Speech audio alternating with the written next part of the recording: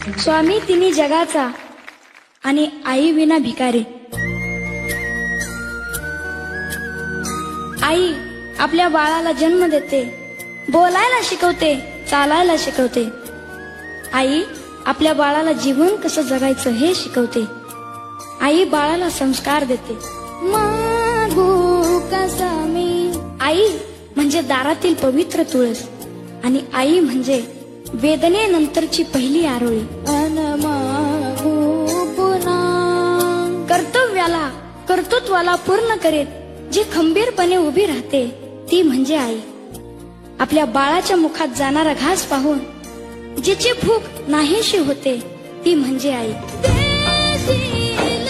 आयुष्यात जी आपल्या बरोबर असताना तिची किंमत कधीच कळत नाही आणि ती गेल्यानंतर तिच्याशिवाय कशालाच किंमत उरत नाही, तिला आई म्हणतात।